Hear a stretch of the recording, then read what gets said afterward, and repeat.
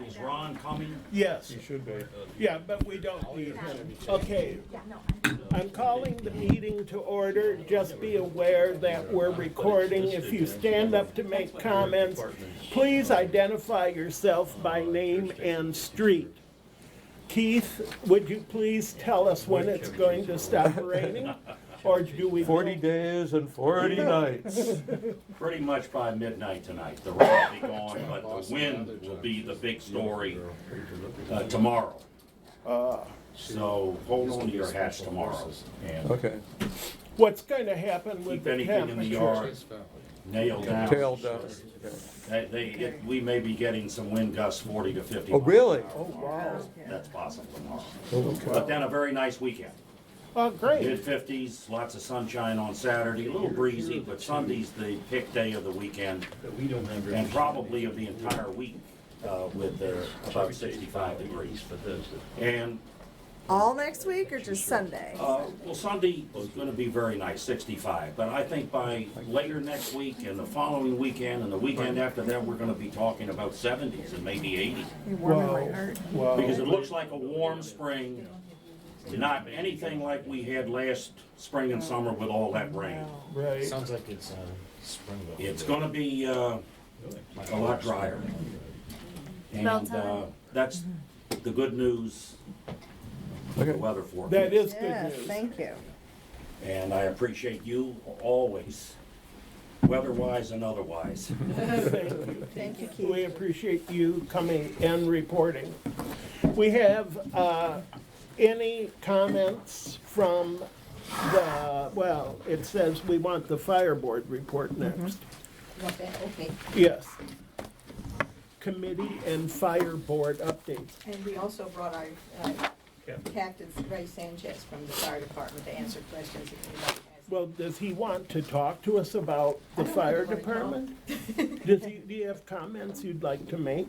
Yeah, I want to do, I'm Okay, gonna give a little history of the Perfect. Chevy Chase Fire Department, and then got it. ready to do his thing. Paul Weller and I are the representatives for on the Chevy Chase Fire Board. And the Chevy Chase Fire Department started out as a volunteer fire department in the middle 1920s. They had a few things. They also had one of the trucks with the water where they pumped, did all that hand propelled. 1926, Chevy Chase and Martin's Addition joined together to form the Association for the Fire Protection for the District of Chevy Chase. And that's when they stopped being just a volunteer fire department, and they hired 6 firefighters and had 24 volunteer recruits. They got new equipment, they stored it in the village hall and on a street in Martin's Addition until 1931. And I think the street was Cummings Lane. I'm not sure, but I think it was Cummings. And then the fire department was authorized to build a building at Connecticut and Dunlap, where they still are. In 1954, they became, in 54, they dropped the volunteers and were strictly a paid professional fire department. Career, thank you. Career, I knew I would get There's a it. special name. Everybody's paid for a career. And in 81, they were designated as the hazmat. And they were the only hazmat in the county until a few years ago when Gaithersburg also got a hazmat unit. So that's our little bit of history. And And the members of the fire board, what is your role? he's gonna take care of that. Paul, that's Paul's department. Okay, Paul Weller, welcome. Thanks. Thank you, Mr. Chairman. I wanted to just very quickly go over what a tremendous asset you and Martin's Additions have in that Chevy Chase Fire Department, Connecticut Avenue. It's one of 2, there's several in Montgomery County. They're privately owned, including Chevy Chase Fire Department. So is Bethesda in Wisconsin and in Bradley. So that means that you have a piece of that fire department, because that's not county. He works for the county, but that we own it, and we are on the board of directors of that fire station, and we own the fire station and the property. And so does Bethesda do the same thing.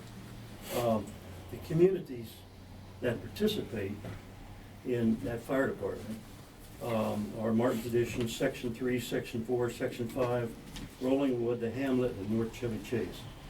And he, because he has only one of 2 hazmat units in the whole county of Montgomery, services the Beltway with all the trucks and things and the accidents that are up there and spilling petroleum and so forth on the Beltway. Their hazmat unit gets called out for that as well. The service dividing line, so is Bradley Lane down here and the Beltway, and I'm gonna let the captain, he can go into more detail about that. They operate 3 shifts. They have a captain, he's one of the 3 captains, on an 8-hour shift. At all times, 24 hours a day, they have an EMT, a professionally trained medical professional that's on duty. They get a lot of calls during the night on the high-rise elderly that live up there next to the fire station on Connecticut Avenue. And they have a special crew, I think, don't you, that you elevate the elderly, is that what they do? When they fall out of bed at night, they can't Upend. touch them, so these Upend. guys have. We call it upend. And elevate them back up. We're all headed there. That's right. So this board, that Natalie and I am privileged to be your representatives on this fire board, for Chevy Chase at least, meets monthly. We operate that station, and these people report to us on tremendous reports. Captain will come in and brief us on the calls they've had during the previous month. And believe me, we do have overdoses that they treat, which is it's a sad thing to report. We're talking about bringing an ambulance over here. BCC Rescue Squad services Martin's Addition, but to get over here in rush hour, you can imagine trying to come Bradley or trying to come West Highway or the Beltway. It's pretty difficult. So BCC Rescue Squad is talking with us about bringing one of their ambulances over here and stationing it for full time. And he can address that because they will be volunteers, and these are union paid people. So there is a difference there. We just put a new rear deck on the back of the station for the benefit of the firemen. They can barbecue out there in the summertime at least, and use that rear deck. It was an iron stairway that went up there. It was very difficult and not safe. And so we have done that. We paid for that, obviously. That was private. There was money. Most of that money is given to us by the county, but we also have a fundraiser. We raise about $25,000 a year from the community to service that station and its people. The other thing is we're going to put a electronic sign on Connecticut Avenue that we can program from inside and talk about the things. For example, when you have something in Martin's Addition, you have some event here, we can put it on the station sign. That's because that's part of your property, really. So those are my points. But as I said, the station serves us well. These people are professionals, and they really appreciate the opportunity to service the community and the people here. And it's a real asset for us. So, Captain, Can I have a question, Paul? Yeah. When the county absorbed this group into the county forest, why did they not take over the building as well? This is privately owned by charter. They couldn't just buy We're it? chartered Or- in. Yeah, we've been chartered in since the 1920s. What does that mean? What does that mean? Well, they'd have to buy it from us. Yeah, that's what I mean. So why didn't they? I don't think they wanted to. They don't want it. In fact, we have Oh. to mow our own lawn up there, I mean, it's not an easy. thing to service that place up there. I'll Why would explain they some do of that, that? I think. It'll be opinion, but some of it's fact. Say, I didn't hear you. I'm gonna get up here and lie. Okay, please, Captain Sanchez. thank you.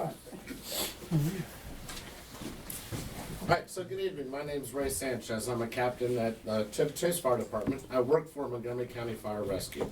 I've been in the department since 1988. I started as a volunteer in 1979. So I have 30 years career. I'm in my 31st year, and I've done most of it at Chevy Chase Fire Department just because I like hazardous materials. It's a specialty that's assigned there. So to get back to some of what we do, we have, like Mr. Weller said, we have 3 shifts. We have 4 people assigned to each shift, and that is a captain, master firefighter, firefighters, and a paramedic. So we have paramedic capabilities, and what that means is we can do advanced life safety. I was one up until a couple of months ago. I finally gave it up after 30 years, but you know, getting ready to go out the door. But it's very important because we're so close. We can provide advanced life support, even though we don't have the transportation, unless you want to ride in the back of our hose, but a lot of people don't like that. But we can provide the necessary care, like for cardiac arrest, overdoses, respiratory, either distress or, you know, respiratory arrest, that type of stuff immediately, and we're here in minutes. So, also like Mr. Weller said, we're career, we're county employees, but we have a great relationship with the Chevy Chase community. A lot of us are from the area. I grew up in the area. I know the area. Grew up right on Saul Road, went to St. John's. You know, I live, you know, in the area, so it's an investment in our own community, a lot of what we look at, and we really do enjoy it, and we have a wonderful working relationship with the board. The physical structure itself is one of the oldest in the fire department, and one of the reasons we wanted to go there is because, you know, tradition. We have a lot of tradition there with a lot of units too. It went through a renovation about, what, 15 years ago, something like that. So you have a little bit of the old with the new. We still have one of the only poles that's still in use, so we go from the bunk room, slide the pole down into the bays. And I stopped doing that a couple of years ago because I forgot to wrap, but whatever. But it's good, it's traditional. And if you have time, come and see. We found a bunch of the old logbooks. And all the logbooks, the way they used to do them, I don't know if a lot of you, I heard you talk about it, you were from the area, went to St. John's, good man. But what I've heard is, you know, you're establishing the community. So if you look at the old logbooks, the way they used to pre-plan, you can find everybody's address. If it's 3803 Cummings Lane, they tell who lived there at the time in 1927, 28, 29. Oh, wow. And it would be out through that. And then if somebody moved, they'd just cross their name out and put another name in. But it was done in the old, there was a cursive that the firefighters used to write in. It's very, almost like calligraphy. It's beautiful writing. And whoever was doing it back then did it that way.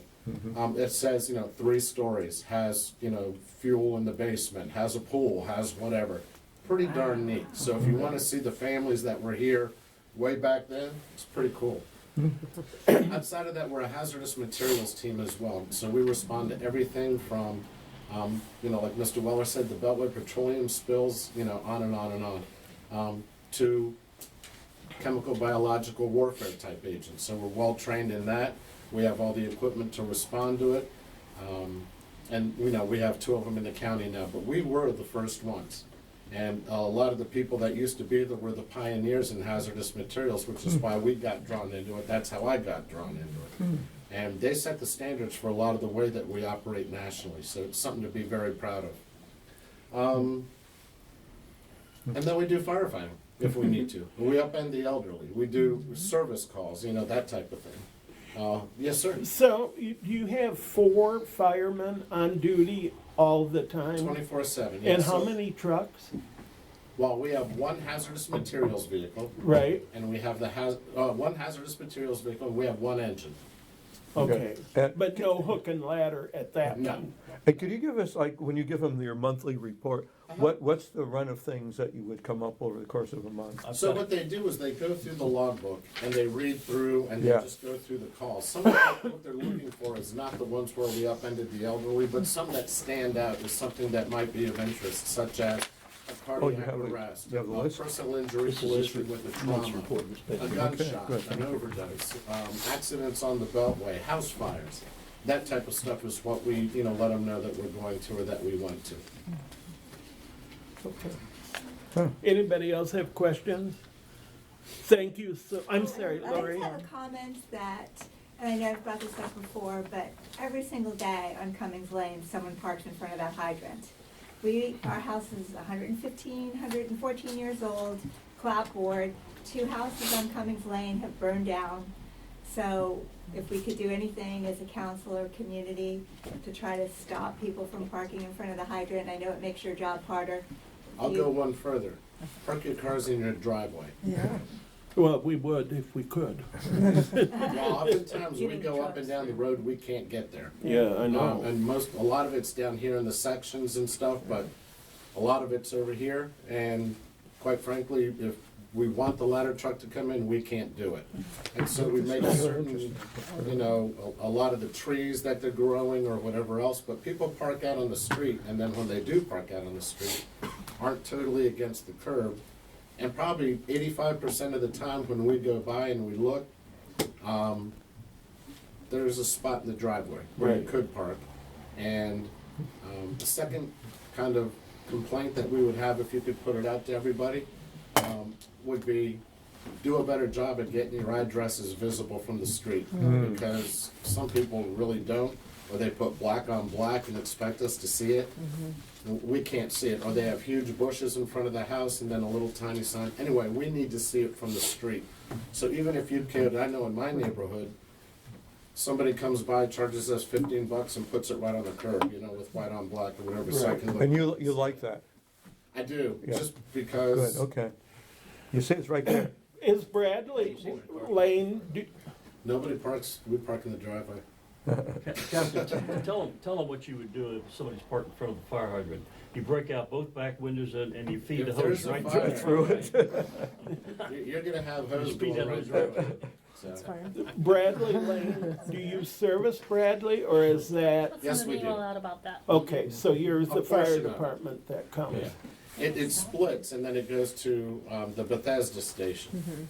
And we go as far as Donnell Lane in Kensington now. Okay, How are you doing with recruiting? You mentioned that you were nearing So- the end of your career. So how are you doing? No, I mean Montgomery County hires. Yeah. So, Do you see any problems with? no, Okay, great. no. And like I said, we're not volunteer, Right. so we're career. When I go, there'll be certainly someone sitting in my seat. That's great. But also, all the firemen that work at that station are hazmat trained. Yeah. so it's special. Did you have a question? No, I was just gonna mention the curb. I remember when I was younger, I was like, well, that'd be an easy source of income if I just ran around the neighborhood. And I'll paint your house number on there so the firefighters can see you. You could probably do that now. There's collusion happening right I, there. I never did, of course, but. Okay, I think one of the issues, real quick, and I won't take any more of your time, is that we have a hook and ladder truck over at Bradley in Wisconsin that can put a ladder up 6 stories. And we're building 26-story buildings now in Bethesda, and we're building 20-story buildings at Chevy Chase Lake. And so I asked these guys one night, I said, what do you do if you got a fire up on the 20th floor? And they said, we do the same as they did on 9/11. We put 100 pound on our back and climb the steps. And that's what you're faced with in Montgomery County. Right? There's no ladder that goes more than Nope. 6 stories. We Yeah. run the well, stairs. there's no ladder that goes more than 6 stories in the world, or just here in this fire department? It's hard to do. It's They have- Beyond 6 stories? Well, they have Wow. booms. Yeah, basically 100 feet, and some of them Right. go 110. Right, but that's So so bad. 10 feet per story, and depending if you can get at grade, so you're limited, very limited. Right. And then Got it. sometimes you're back away from the street, so you've already lost half your distance going. Uh-huh. Okay, Thank you. It All was right, very take care. kind It's of my you to pleasure to come. be here. Yeah. Paul, Thank you, Captain. thank you, Thank and you. thank you, Well, this is Natalie. very Thank you complicated. for having us work No, with no, you. that's mine. Oh, that's yours. I don't know if Oh, anybody else sorry. wanted to look Oh. at You guys have a tab over at La Ferme, right? that. Count on it. Matt I Strong. gave up alcohol for what? I'm done. Thank you. Yes, sir. We're doing committee reports, so Lori, do you want to give a, I'm happy to, yep. Lori Mitchell here for the election committee tonight. Marty had a conflict, so I'm standing in for her with her notes. Thanks, Lori. We announced the opening of the nomination period at the last council meeting. We also communicated it through constant contact, and we also sent out a flyer to every house in the village. We have 2 people nominated at this time, and as of a couple of days ago, we had 1 person's paperwork. The deadline for paperwork is Monday at 5 o'clock, Monday, March 25th at 5 p.m. because we have an election committee meeting scheduled for next Wednesday, the 27th, to put together the packets for the nominees. Everyone is welcome to apply. We can't recruit anyone, so there's no bias. And you can nominate your neighbor if they agree to it, or you can feel free to nominate yourself. Let's see. Absentee ballots will be available 21 days before the election, which is April 19th. And we'll send out another community announcement about that closer to that time. We've already scheduled a candidates forum. For those of you who haven't attended it before, it's a chance for the residents to ask questions of the candidates. And that's going to be on Sunday, April 28th at 4 p.m. And then finally, the election's scheduled for Thursday, May 9th. But I think the most important thing for this meeting is just to remember that the candidate statement, ethics forms are all due to the election committee by Monday, March 25th, 5 p.m. thank you. Thank you very much. Okay. Thanks, Lori, nice report. You did a great job. I'll- Thank you for the encouragement. Thank you. We'll tell Marty you're hired. That's right. I've got to run and make my son dinner, but have a good Okay. night. Thank you, Yeah, council, good for night. all your work. Thanks, Lori. Now, we can have opportunity for the council to hear resident comments. Peter, just come and identify yourself, please, and street. Even though we know you. I'm Joe DiMaggio. Could you I'm teach Peter my son how to Conlon. play baseball? What's that? Could you teach my son how to play baseball? I live on Bradley Lane.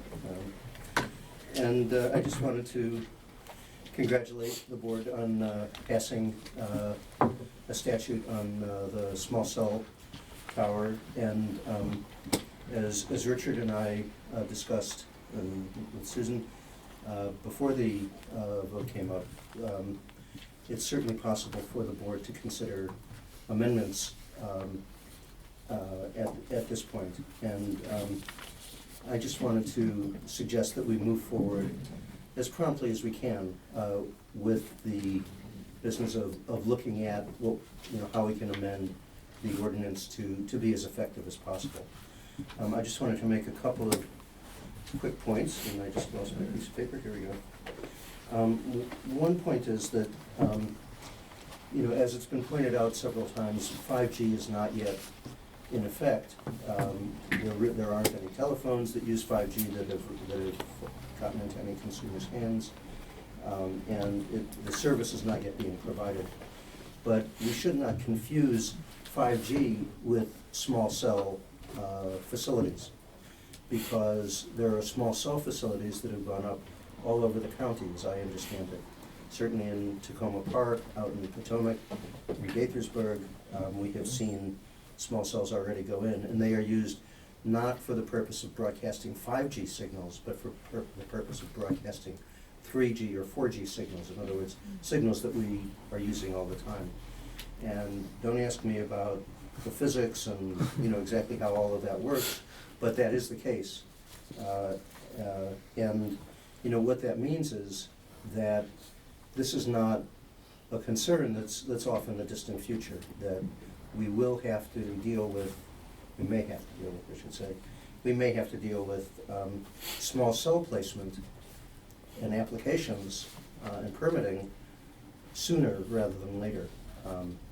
And, you know, that to me suggests that we want to get an ordinance that's as protective as possible, that does the things that we really can do, that really would be effective to protect the community in ways that we think are important. And, you know, certainly issues relating to the aesthetics, as the FCC points out, are really quite legitimate concerns, given the size and the apparent frequency or density of small cell placement. That's certainly one thing we can address. I know that health is not an issue that the FCC allows us to discuss openly, but we want.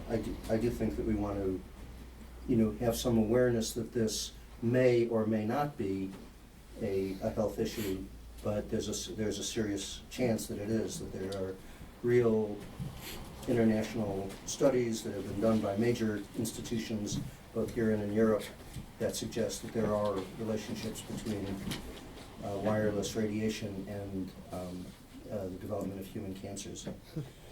And of course that's controversial, and I'm not in a position to attempt to judge the science, but it's certainly something that we worry about, having a child, and of course there are many other children in the village. So that's one issue, that this is something that is not off in the distant future, but we may begin to see applications shortly after April 15th. I also want to raise a second point, and that is that we came into possession of a memo that was written by an attorney who lives in Rockville, who seems to be very well informed on issues relating to preemption and local government. And he cited quite a number of Fourth Circuit precedents. So of course, we live within the boundaries of the Fourth Circuit Court of Appeals. And his argument suggested that preemption is not as binding or as much of a concern as we have traditionally, as we have in the recent past, been concerned that it might be. That the boundaries for what the FCC really can preempt are more narrowly tailored and more narrowly limited than we might imagine, and that there are real constraints on that. And that, of course, gives a local community more opportunity to impose constraints. Third point I want to make is that there was a suggestion at the last board meeting that putting in constraints in the permitting agreements that we may or may not strike with the telecom companies, doing these things in the permitting agreements may be one approach to getting these protections in. And I'd just like to suggest that that is not really an ideal way to do this. I think we have much more bargaining power in terms of asking the telecoms to do it if the constraints exist in the four corners of an ordinance, rather than arguing and trying to negotiate a permitting agreement without anything to back it up. So I'd suggest that we begin to think about developing a set of amendments in the near future and moving forward quickly with that. So thank you very much. Thank you. Any questions of Peter or Susan? Okay, thank you. Did you have something you? Yes. Are you ready? Yes. I thought that was, I'm sorry. Thank you. I also kind of echo the comments. I'm really glad that you all have something passed now, that there was some consensus and you moved forward. I think that's great, so that we have something in place if applications are to come in. And Peter mentioned an attorney in Gaithersburg, that's Sheldon Pine, and I sent you all that memo Right. of his, that's was about preemption. I thought it was very useful. Also, Peter mentioned putting things in the ordinance and not solely in the permitting agreement. And so once you put it in the permitting agreement and in the ordinance, that could, so my concern is just making sure you all have the best hand you can to negotiate if someone does come in here and they want to put something somewhere. I think originally there might have been a sense that let's just let this thing go on autopilot. This is going to be a lot of oversight. We don't want to have to spend a ton of time. Let's create an ordinance where we're not going to have to do all that. There are about 1,000, an infinite number of discretionary points at which you can make decisions. Where should a battery unit, equipment cabinet be located, even if it's near this building, in front of it, where, on top of this building, behind, et cetera. So there's just a lot of discretion, and I think you're going to want to have the best hand you can in negotiating by creating, hopefully, as many protections, more protective language in the ordinance. Right, I need to interrupt, Susan, because I think you have miscategorized how we passed the ordinance, and it wasn't trying to do the minimal, and so we weren't going to be bothered. We really did try to make it as encompassing as we thought we could at the time. And just to be aware of that, it wasn't something we just did willy-nilly. Right. I know you all put a lot of time into Right. it for Thank a you. long time. And there's certain, there's almost only so much input that you can have at one time that you can hear. And I think as we all move forward in this area that's unknown or new to a lot of us, we learn new things through hearing additional articles or something we've never heard before, or more consulting or whatever. But having one of the reasons I mentioned the autopilot thing is having one antenna on a pole. I think if any of us asked or had someone come to our front door and say, we're going to be putting an antenna in front of your house, we're actually thinking of putting 3. Which would you prefer, 1 or 3? I think most of us would say probably 1. So I was wondering if it's possible to say that there could be, no more than 1 antenna per pole in a residential area. That doesn't exclude anyone. That's a across-the-board standard. So it's not like biasing certain businesses. It's saying that, out of equity, we want that. And I've made plenty of those arguments. I'm sure you've heard them. But I just want to say that I'm hoping you'll keep pushing in that direction, because currently it's 3. Or it was last time in the ordinance. And that's the type of thing that's real basic. I would need, if you really did want to enforce that, putting it in the ordinance as well as the permitting agreement might be a good idea. Also, the borders of the village, you're going to have immediately an issue if Section 5, which has 5 on a pole, or they did, and we might have 3 on a pole in the commercial area, they might put 5 in La Ferme's parking lot. Are we going to have 3 over here? Where we're going to be getting a lot of dosages of wireless radiation, and that's just something to think about when we ask a wireless company to prove that we need coverage, that you don't already have coverage. And so looking at the borders is important, and I happen to live near a border. As you all think about the budget, I know that's already been determined, or you have already a draft budget. I think it's important to think about allocating additional money for legal consulting. I think you're going to need it in the future, as well as engineering advice, et cetera, for anything that's done. You've got a lot of consulting that you could do, and I've already talked about charging a fee to the company to pay for staff hours, whether it's Matt or your building person or you get someone else in here. This takes a lot of time. I know you all have, not a lot of time to do that. So I think that was about it. There's not a lot of, I think it's a good idea to inform the vendors in this building of what's going on with the draft ordinance, and because this is going to affect them soon enough. And if you want to have bargaining power with them, for example, you might want to locate an equipment cabinet on top of the building instead of in front of it.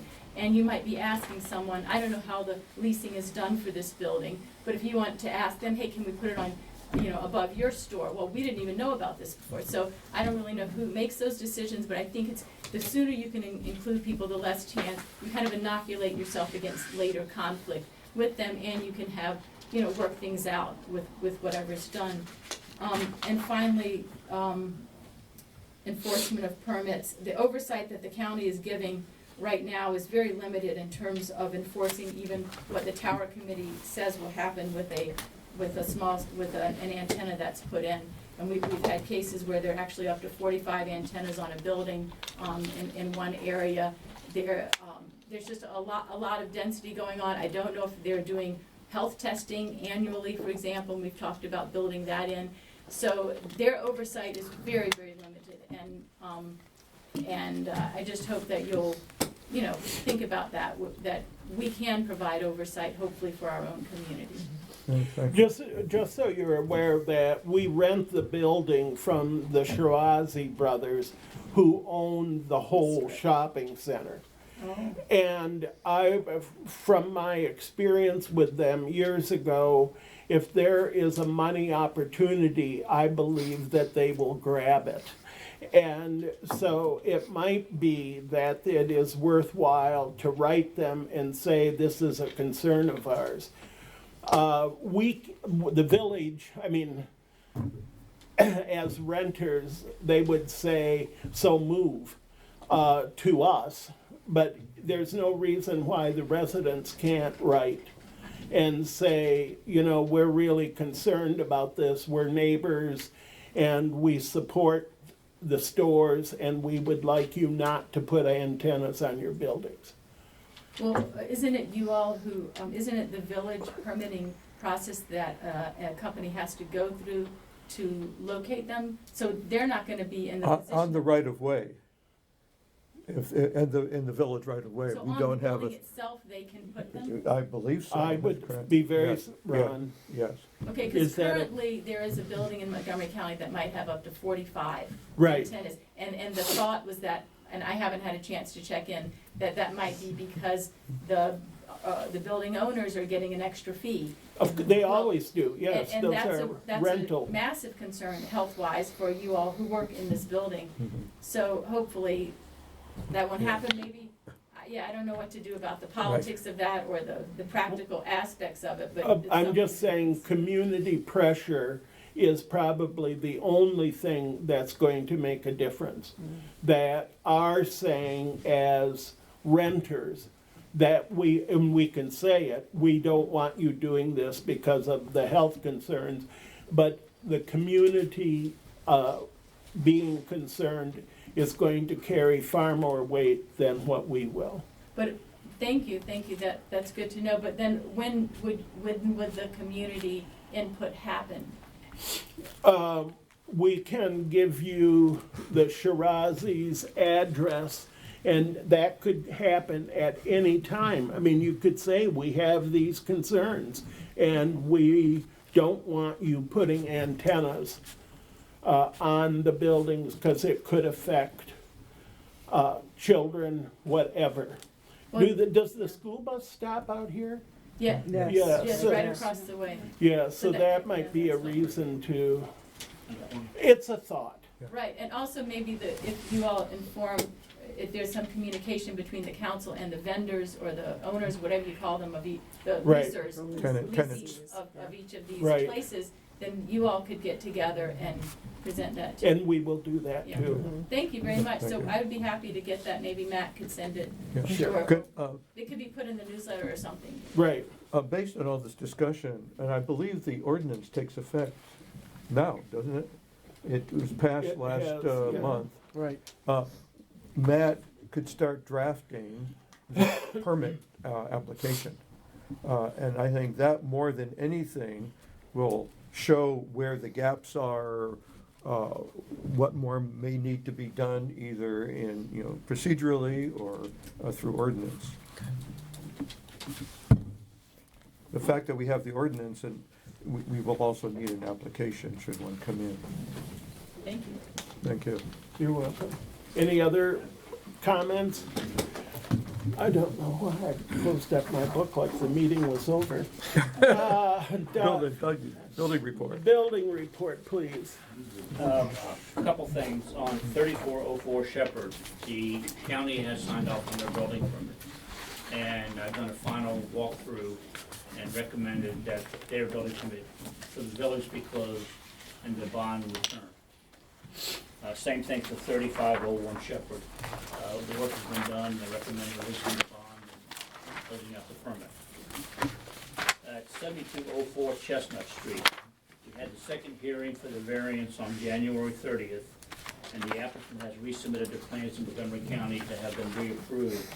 We're still waiting for the county approval, and we're scheduling the information meeting with the neighbors. On 3521 Cummings Lane, the variance has been approved, the county permits have been issued, and we've scheduled a information meeting with the citizens for March 28th. For 3512 Taylor Street, they begin construction of the house.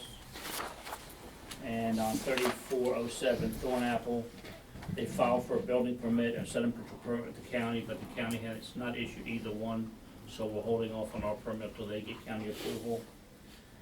I've had a couple conversations with the State Highway Administration on Brookville and Quincy, and last week they told me that they had their crews out looking at it and it's gone into design.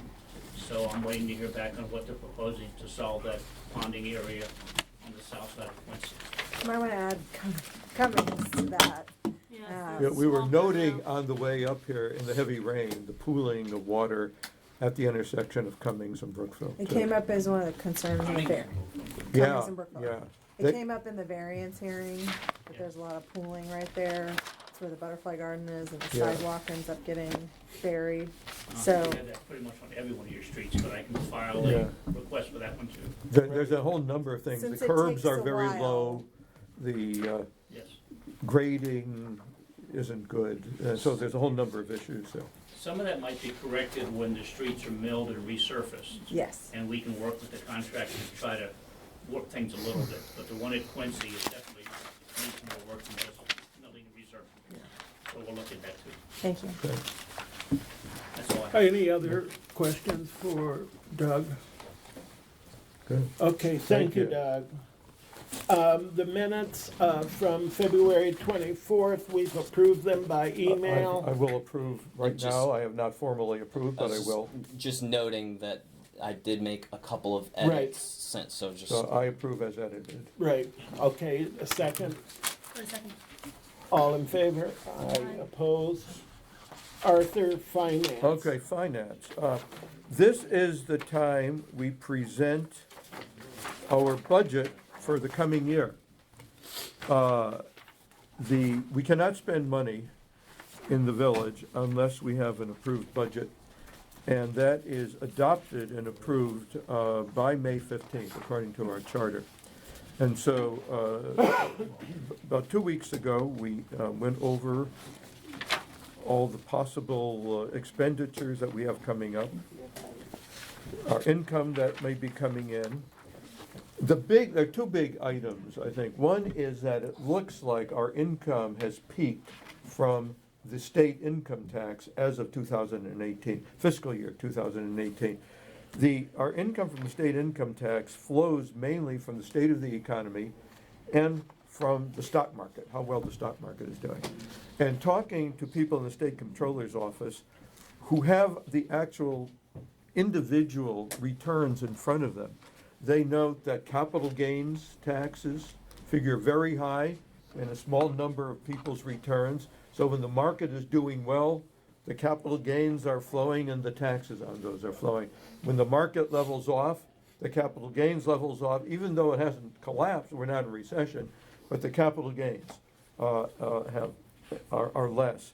And so this current year, income is lower than it was last year. And we are projecting that next year may be a little bit lower still. But given our prudent and cautious budgeting, that's all taken care of. The total expenditures that we are budgeting for this year, the coming year, is just about the same as we are expecting for this year, within a fraction of 1%. There were a few declines. All the furnishings, chairs, fittings, bookshelves, we spent for most of those in the last 2 years.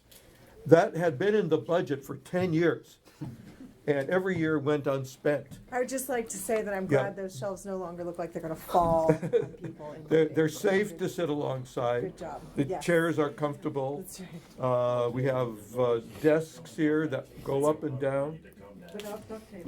Yeah, Right. no duct tape, no. And so that's one area that's going down. Another that, again, that had been in the budget for years was update the Geographic Information System, the GIS system. That has largely been done. It's in the new computer, so we know where every village tree is, where the poles are, where the rights of way are, the outlines of houses and so on. So that bulk of that is done. The LED streetlights use less energy.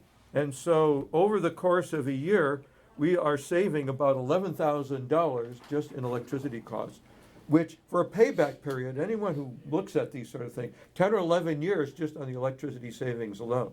Not to speak of the maintenance. They have an expected 20 to 25 year life. And so it's a very solid return of like 10 to 15%. What were the other bulbs like? They were mixed. They were incandescent. There was some sodium vapor, and they would just use a lot more energy. And they have to be replaced all And they have to replace the incandescent lights. Had to be replaced roughly every 18 months. Really? So they went out, and we paid for each one of those bulbs in a maintenance contract. So that is ending up as a saving. And as we were going over the street maintenance, again, new streets don't have to be as maintained as intensely.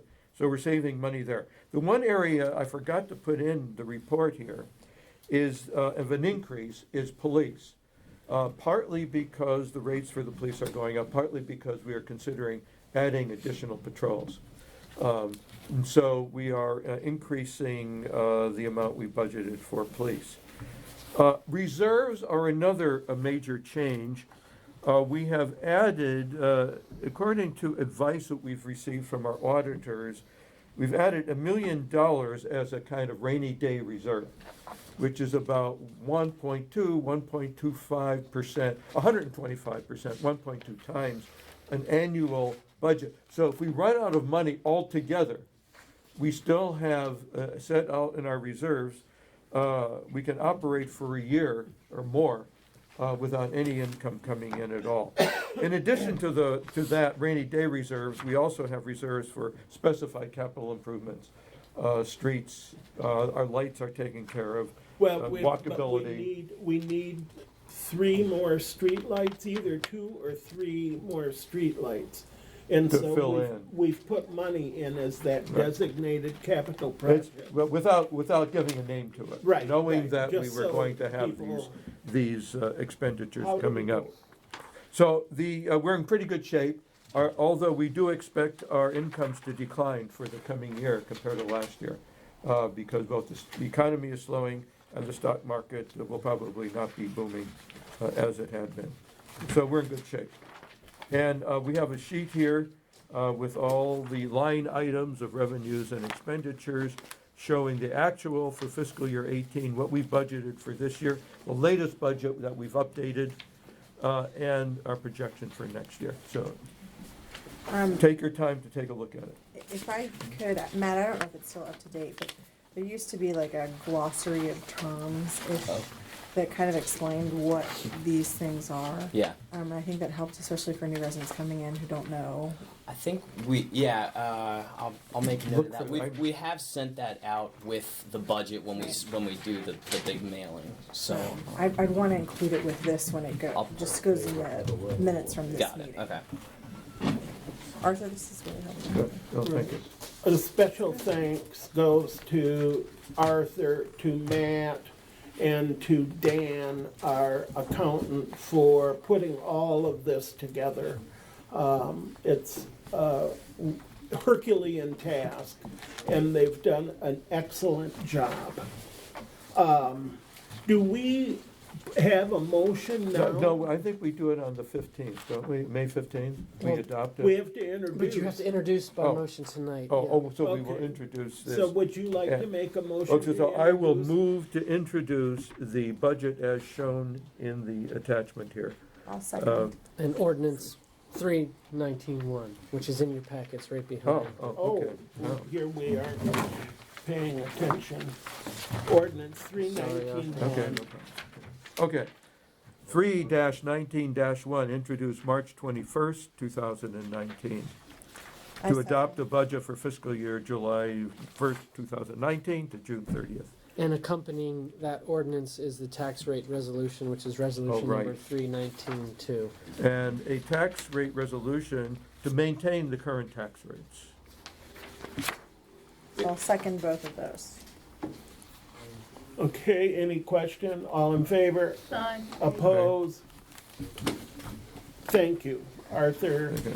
Thank you, Matt. Okay. And the hearing will be at the annual meeting on, Okay, in so May. at the April meeting, we don't do anything. But with the it'll budget. be available for right. discussion, and it should Well, be, so will be it- published. People will have an opportunity to comment. So that it goes out, it has to go out as a mailing to all of the residents, so And will be it would posted. seem to me that could happen almost at any time. Yeah. Does the polling information go out in that mailing? Yeah. Yes, yep, and we are meeting, Oh. so I think early next week we'll send all that out, and we've actually reached out to Spectrum already to give them a heads up on that, so. Okay, so you'll be sending out the candidate materials, the budget materials. Is there anything else? Well, the process And of post, the and posted, absentee. it'll be posted online. And it'd be, yeah, Can posted. I want to make sure when he says we'll be sending it out, it's going out in snail mail to every residence Yes. in the village. And it will also go out via email to anyone that has a registered email with the office. Is that correct? On constant contact. Yep, we, s- Okay. we s- Anyone who has agreed to be on constant contact, not just everybody who has a registered email address. Some people don't want to receive the communications. They've opted out. Not many, but some have. Okay. so yeah, we'll send it out to our list of current residents that are signed up on Constant Contact. We'll snail mail it to all the addresses, and then we'll post on the website. I just want to make sure that it was clear it was coming in paper Right, right. and via email. And I don't know if, just noting that last year the council had reduced the real property tax rate. Yeah. So that's part of the Right, thinking we behind are leaving it at that, level. yes. I think did that- mention that in the report. Right, yeah. that all of them would remain the same, thanks to, Well, one of, the of interesting our thing is, council. I should add that every year we get from the state a constant yield tax rate that would maintain our revenues at the same level, considering all the changes in property values. This year, the difference between the constant yield rate and the rate that we have going was out in the third digit. It was 0.001 different from what we're doing. So we're just keeping the rate that we have. It would have made a difference of cents or dollars in anybody's property tax. And if, for those who don't know, the majority of our income comes from the Income state income tax that our residents pay. We get 17% of, Less now because we've reduced it. Where did I We didn't say? reduce- Income tax. From the we income get tax. 17%. yeah, that No. stays the same Right. though, Arthur. 84% comes from the income tax. I think you're talking about different things. Yes. what? Oh, what? Oh, the 17% is the rate that the. From the income state- tax rate. yes. Sorry. Which I accounts thought we- for how many percent of our, 2%. no. 84. 84%. Sorry, you have too many accounts here going through my head. Okay, Okay, moving Yes. on. Matt, Okay. So we already talked about the budget. Also, no real updates on Tree City as of last month, really, other than the village is going to hold an Arbor Day celebration It's actually going to be that same day as the candidate forum, so that earlier that afternoon at 2:30. Last year it was a smallish event. Everybody, of course, is welcome, but we held the tree planting ceremony, had some cookies and refreshments, have a proclamation about Tree City and affirming the village's commitment to greenery and planting trees and promoting a healthy tree canopy. And that's part of our required. That's one of the prerequisites for getting the National Tree City certification. So we should be getting last year's Tree City Award sometime around Arbor Day.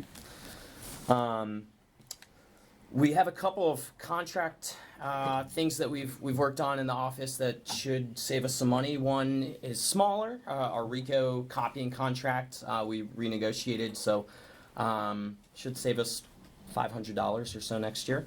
That's great. And then the other is on waste management. As we were going through the bills, we realized that we were actually getting an extra surcharge, so we're going to get a credit on our account of about $25,000, and that should be fixed for next year too. So, yeah. Is that the overall cost of the contract, or in addition to what we signed up to pay? So they were charging us in it. So basically what happened was in our contract we asked for a total amount per year. It's like $128,000 per year. So we signed a contract that said total annual cost $128,000. They broke that down, and on our bills were charging us that divided by 12, and then they were also adding a fuel environmental surcharge. So we went back and said, but we signed a new contract that says this is the total cost. Credit our account for that. So.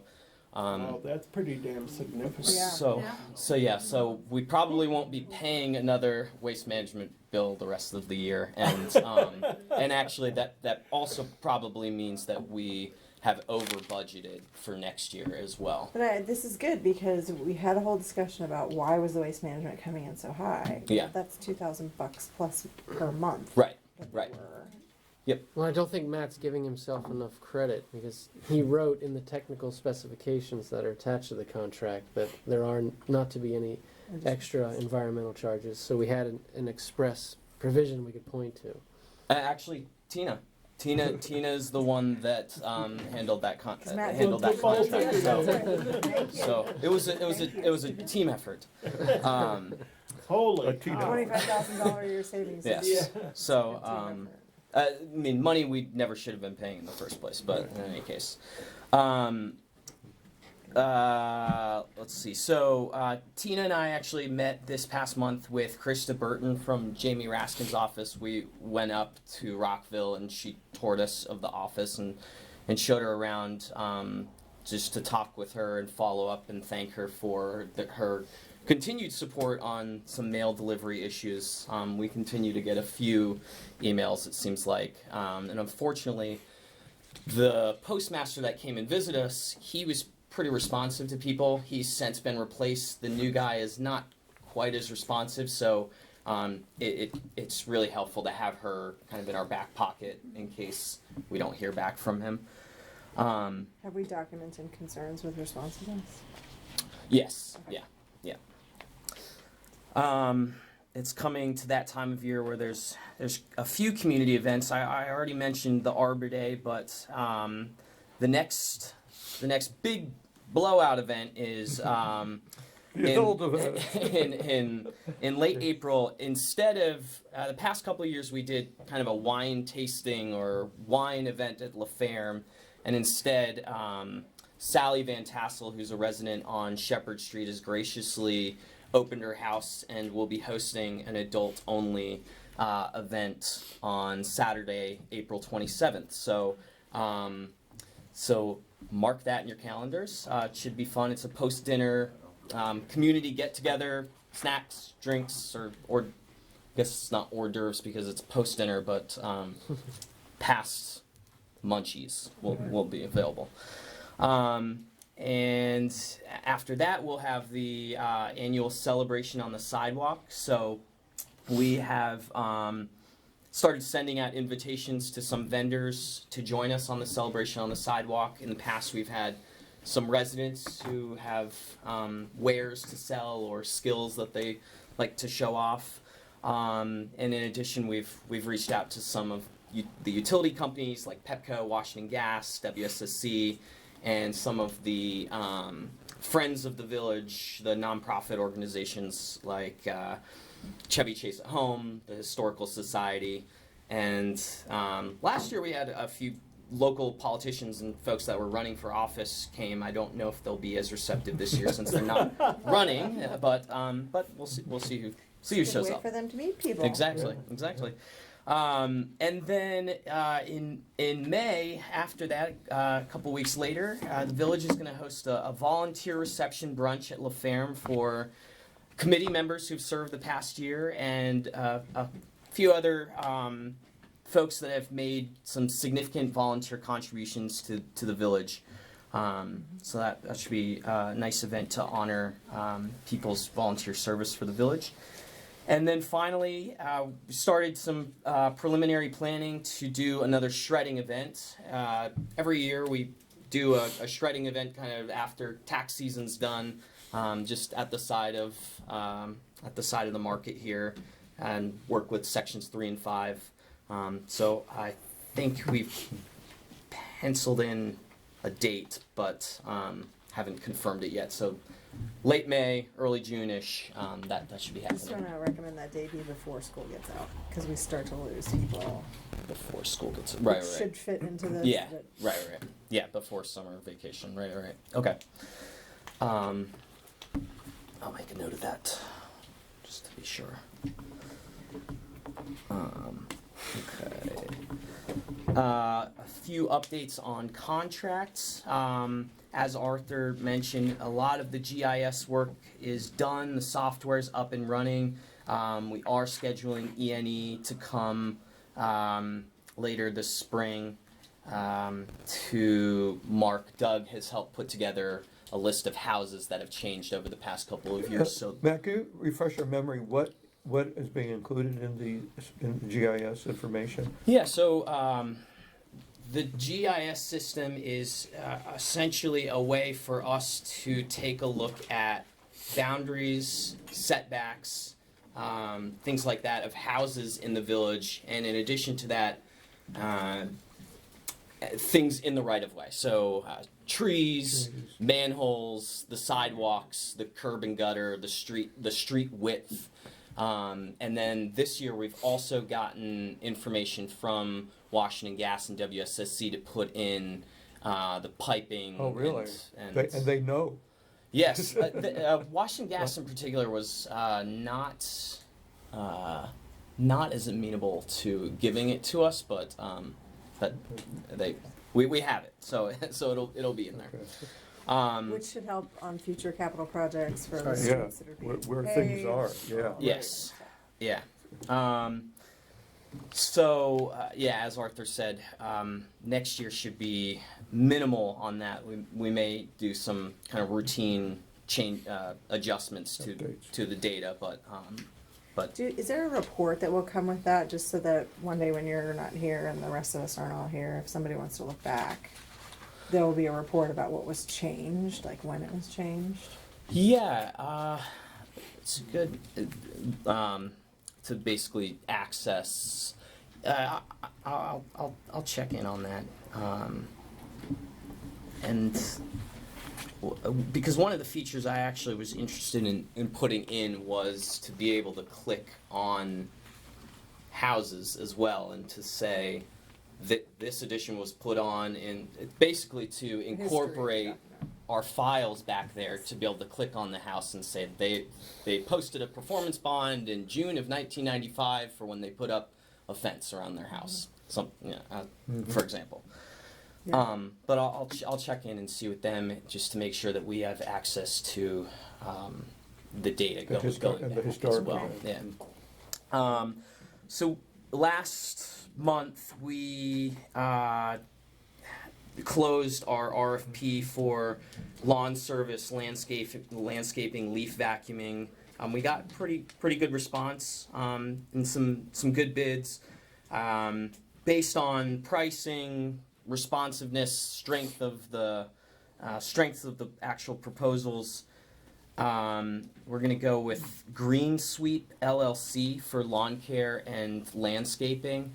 They're a local company, small, growing, actually came to us unsolicited ahead of time. They currently do that work for Friendship Heights, so they have municipal experience. Came with really rave reviews. So excited to work with them.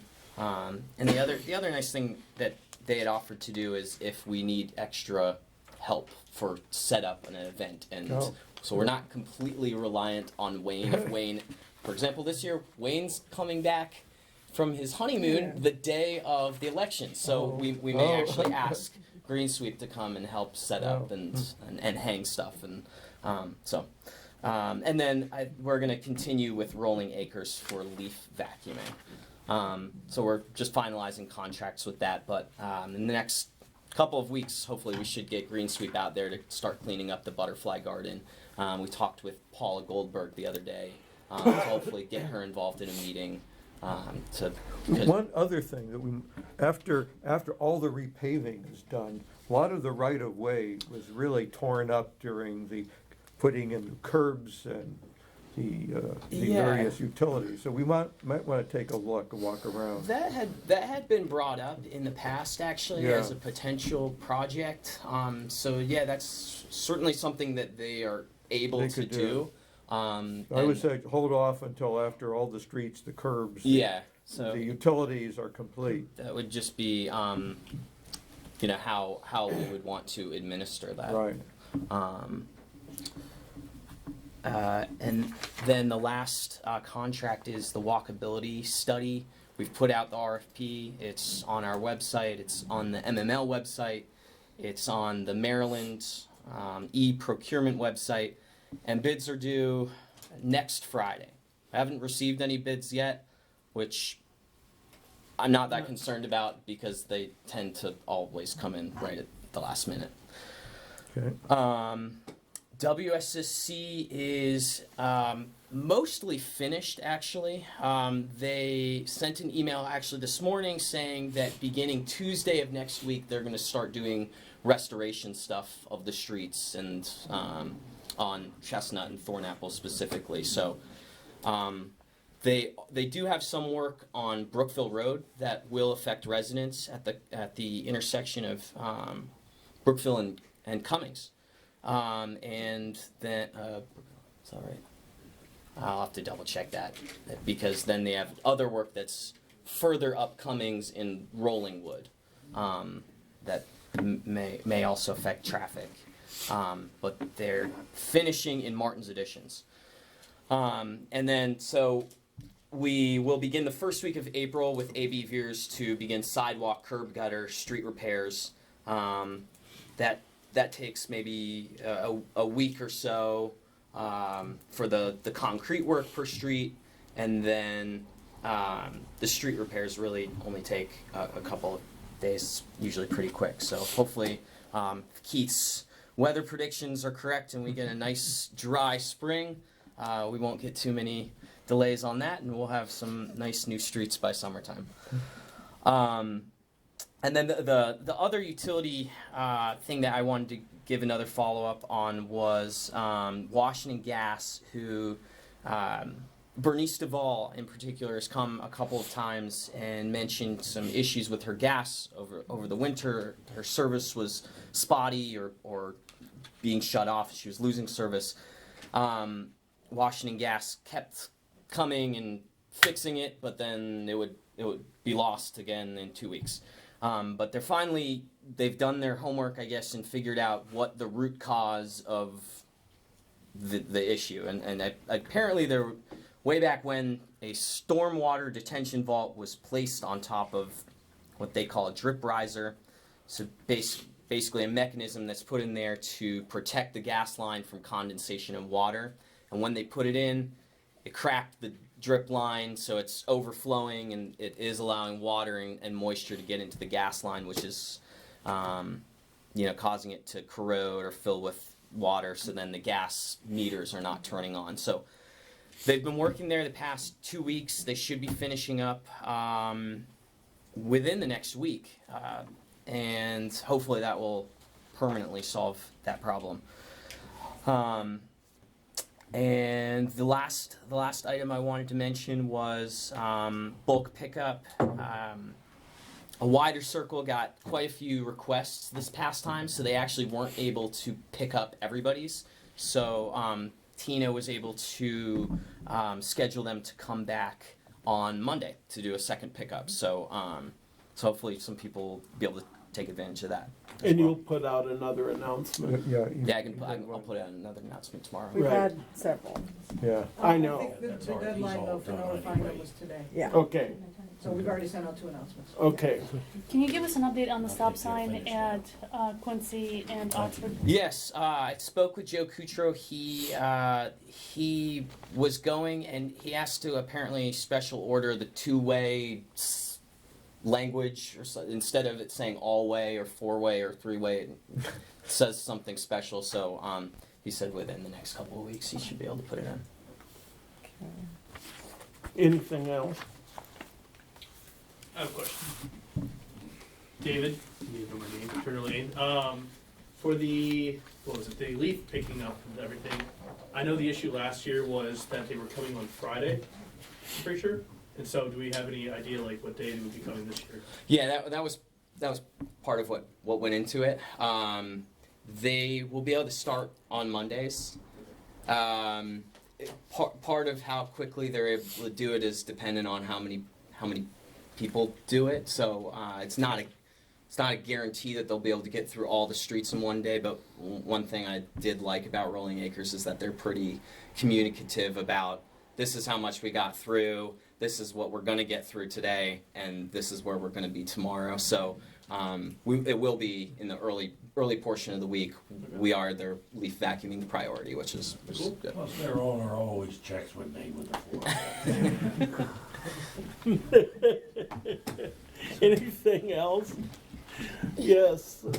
I had a question about what's going on with Brookville and Bradley stop signs or crosswalks. I know you were gonna work on that at work. It's gonna be rolled into the walkability study. Oh, okay.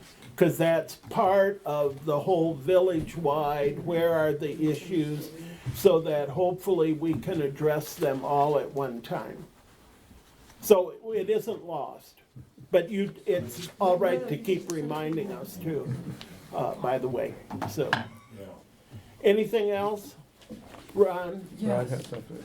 Katya reminded me, we need to introduce tonight the permanent resolution for the stop sign.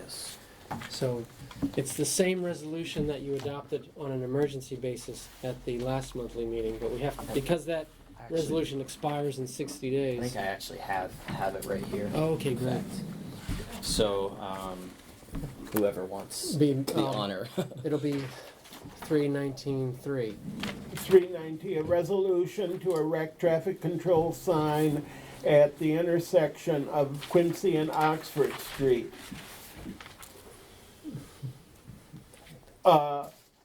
And so is there a motion to introduce or to adopt? Introduce. Introduce. I will motion to introduce. Any question? All in favor? Aye. Done. And what about this other, the ordinance on the telecommunications? Susan That's seconded finished, and we all right? said aye. Just for the Okay. record. That So- one's been adopted. That was adopted, it took effect. Have we signed that one, or do we have to sign it? Yes, you do need to sign that do one have- too. I do have paper to sign here. Okay. Meeting adjourned.